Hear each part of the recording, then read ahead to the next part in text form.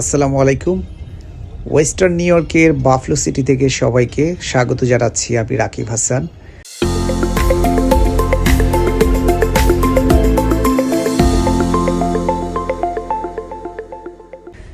এই মুহূর্তে আমি যাচ্ছি ব্রডওয়ে থেকে সিকামোর স্ট্রিট। এখানে রাস্তাঘাটের পরিস্থিতি দেখুন, ঠান্ডায় কি পরিমাণ বরফ জমে গিয়েছে। প্রায় কোনো কোনো জায়গায় 8 থেকে 10 ইঞ্চি পরিমাণ বরফও জমে থাকতে দেখছি।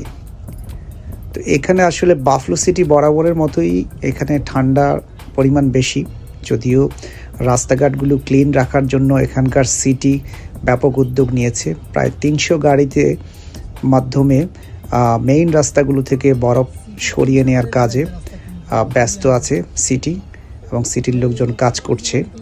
তো মেইন রাস্তাগুলো লবণ দিয়ে এবং পরিষ্কার করে সেগুলো ক্লিন রাখা হচ্ছে। যদিও পাশের রাস্তাগুলো দেখতে পাচ্ছেন, এগুলো এখনও সেভাবে আসলে ক্লিন করা সম্ভব হয়নি। তারপরও এখানকার সিটি অনেক তৎপর।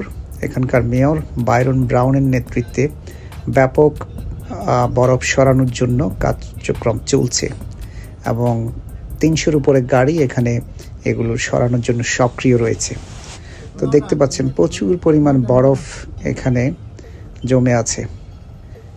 আসলে বাফলোতে আজকে এই মুহূর্তে সকাল 9টা, এখন টেম্পারেচার হচ্ছে এখানে -12 ডিগ্রি সেন্টিগ্রেড। তো দেখুন কি পরিমাণ বরফ রাস্তার মধ্যে জমে আছে। এই যে বাসার কাছাকাছি চলে এসেছি, এখানে দেখুন যে বরফের আসলে কি অবস্থা, দরজা খোলাটাই কঠিন হয়ে গেছে। এবং সামনের যে জায়গাটা বাসার, এখানে দেখুন পা দিলেই মনে হয় যেন পা দেবে যাচ্ছে। তো এইসব বরফের পথ মারিয়েই বাসায় যেতে হচ্ছে। কি এক কঠিন এক পরিস্থিতি। তো যারা এখানে বছরের পর বছর ধরে থাকছেন, তারা অবশ্যই এটার সাথে ইউজড হয়ে গিয়েছেন।